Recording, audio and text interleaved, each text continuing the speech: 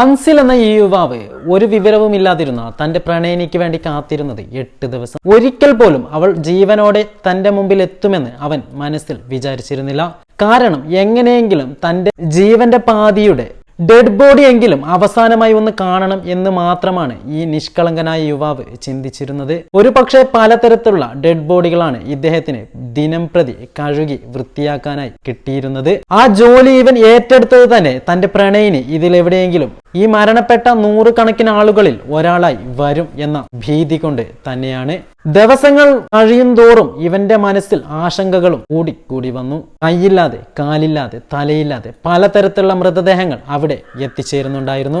ഒരുപക്ഷെ തന്റെ പ്രണയിനി ഏത് രീതിയിലായിരിക്കും തനിക്ക് ലഭിക്കുന്നത് എന്ന ഭയം ഇദ്ദേഹത്തെ എല്ലാ ദിവസവും തന്നെ നീറ്റിയിരുന്നു.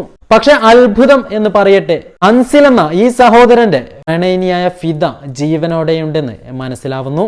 ആ ദുരന്തത്തിൽ അവളുടെ പിതാവും ബന്ധുക്കളും മരണപ്പെട്ടിരുന്നു.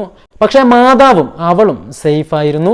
ക്യാമ്പിന് പകരം വാടക റൂമിലേക്ക് മാറുകയായിരുന്നു അവർ ചെയ്തത്. അതുകൊണ്ട് തന്നെയാണ് ഇവർക്ക് ഇത്രയും ദിവസം കണ്ടെത്തുവാൻ സാധിക്കാതിരുന്നത്.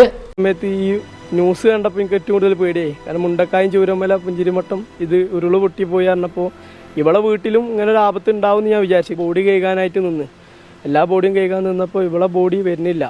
എനിക്ക് നല്ലൊരു പേടിയായി. കുറേ 1 മുതൽ 8 ദിവസം വരെ ഞാൻ ഇപ്പോൾ പറഞ്ഞ പോലെ തീ നിന്ന് നടക്കിയിരുന്നു. അത്ര ഒരു പേടിയായിട്ട് ഞാൻ നിൽക്കുന്നു. കാരണം ഇവളെ ഏത് കോലത്തിലാണ് കിട്ടുക, അങ്ങനെയാണ് ബോഡികൾ വന്നുകൊണ്ട് നിൽക്കുന്നത്.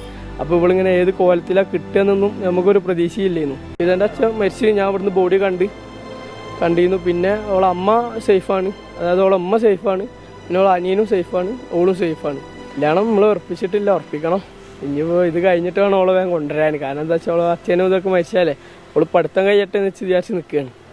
പഠിത്തം കഴിഞ്ഞാൽ പിന്നെ ഞാൻ അവളെ കൊണ്ടുവരും. എന്തു തന്നെയായാലും തന്റെ പ്രണയിനി ജീവനോടെ ഉണ്ടെന്ന് മനസ്സിലാക്കിയ ഈ യുവാവിന്റെ സന്തോഷം അത് എത്രമാത്രം വലുതാണെന്ന് ഇദ്ദേഹത്തിന്റെ വാക്കുകളിൽ തന്നെയുണ്ട്.